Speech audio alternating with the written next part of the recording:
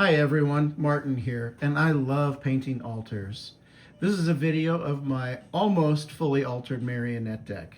I took this deck to Worlds Philly to play in the side events, and I want to say thank you to everyone for your positive feedback. It meant so much to me and inspires me to keep continuing. Let's get into this. So as you can see, I have all of the Marvel agents and the Marvel hero. I was lucky enough to withstand the lines and the huge crowds of the artists there, and I got some signatures, and you'll see that throughout the rest of the video as well. So the Marvels obviously help set this off. I also cut custom overlay marked tokens. I just take an X-Acto blade, cut out the negative spaces. I don't try to make all of them match, make them all the same all the time, and then I take a black Sharpie to the edge. I think that really helps clean it up, makes it look a little less, a little more ominous. I think the white just is kind of a distraction, so these are very fun. Onto the deck in no particular order. I did a lot of 2-ofs and 1-ofs in this deck at Worlds. I just kind of wanted to play around and have fun. There was no serious stakes involved, so you'll see lots of 1-ofs and 2-ofs, and obviously this is not going to be a fully optimized tournament deck, but this is just the ones that I wanted to show off. I really enjoy isolating just the figure in some of these. I worked really hard in trying to keep the silhouette. The big goal was to push just how much I could alter these cards, and yet it still remain, I would say, tournament legal. Should, you know, I play in a calling or something to that effect, and it would not get me disqualified. I would say each one of these cards, I really wanted to go for kind of an ominous vibe, you know, from the shadows, and then obviously the red for the blood. Kind of like how this is, looks like maybe it's kind of like dissolving in water or something. I would say each one of the cards in the deck maybe took me, anywhere between 30 and 40 minutes a piece.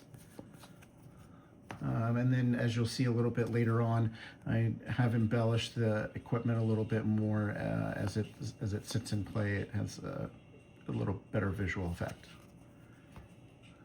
Again, really liked isolating the Kiss of Death figure here. I think it really helps set her off. I will continue to expand the deck as the meta evolves. I'm also looking to probably port this visual theme over into Huntsman. Huntsman was released when I first started playing, back in November of 2022. I did not start playing with him, but it was always something I was interested in, and about a year or so later I did build that deck. But as everyone knows, not exactly meta relevant, so sometimes it's kind of hard to play a deck like that all the time, especially if you're looking to be competitive. I really did enjoy mixing between the Japanese and the English printings. I think that adds, when you have something that's such a overall theme or vibe, I think breaking up between English and Japanese is just little subtle variations that kind of help set the deck off. The other thing that you'll discover maybe in here, I know it's kind of hard to see with the glare, is that I do have some rainbow foils in here. On my journey through this deck, I did discover how to isolate the rainbow foiling that I wanted to keep and alter the rest, especially when it came to the equipment. Now I kind of want to go back and, if possible, make almost the entire deck altered and rainbow foil. You can see here's a rainbow foil. Let's see, just kind of like the way it sets off.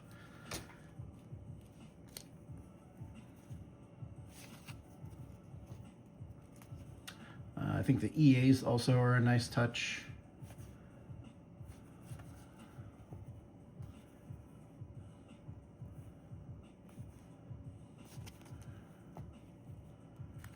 So this is like the last of the deck that I took to Philly. Like I said, I have more alters in my portfolio, but that just wasn't in this 80.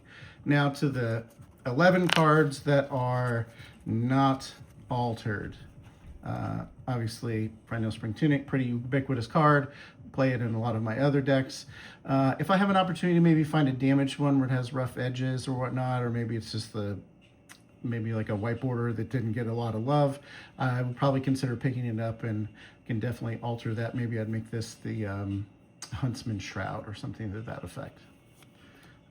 I was lucky enough to pull an Authority Attaya out of a box. Definitely not interested in altering this card. My overall goal first was to collect the Marvels. As everyone knows, the prices keep ratcheting up on this. I am lucky enough to have one. Yes, they do look good next to it when you pull a hand, but I've done a lot of thinking, and I believe that moving forward, I have one non-foil and one rainbow foil outsiders. I believe I'm going to go for the effect of getting 2 more rainbow foil frailties and altering them in the effect. Shelter from the Storm, another obvious one, very ubiquitous across many decks.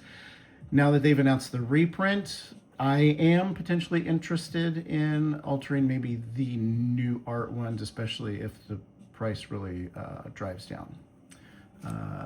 CNCs, I was given a lot of flack for not altering these CNCs. These are my OG CNCs. These are kind of my babies. I got them very early on when I started playing. I was lucky enough to pick up the set of Japanese, which I do believe I will be altering in the near future. Now on to the equipment. Here's the Widow Web package. And then for the mainstay Sips, I decided to embellish with a lot more of the webbing. Again, you can see I got a Mark Poole signature here. He really enjoyed seeing this altered in a different way. You know, minus the frame. It was a lot of fun. Got a lot of good feedback from Mark. I believe it was the flick knives where I discovered that I could isolate the rainbow foiling.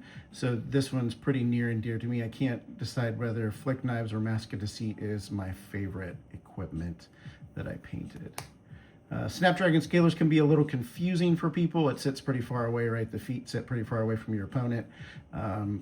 This silhouette is usually broken up with a lot of lava, if you remember the original art, and I think people sort of default that in their brain, but once they pick it up and they see this, said, oh yeah, Snapdragon scalers. This Hunter's Clay was a lot of fun. I kind of threw an homage back to the Marvel here of Funnel Web with his victims around the side. This was so much fun to paint. Really enjoyed painting this one, and it gets a lot of positive remarks too. And this might be my favorite dagger. I just really like the little spider here and really enjoy how the web turns out. Thank you all for your time looking at this. As I said, I do alters. I am interested in putting more videos up on this channel. If you would like to comment what you want to see, I have 15 to 20 plus years of painting and altering cards under my belt, and I'm happy to share any information. Let me know what you want to see in the future. Thanks for stopping by.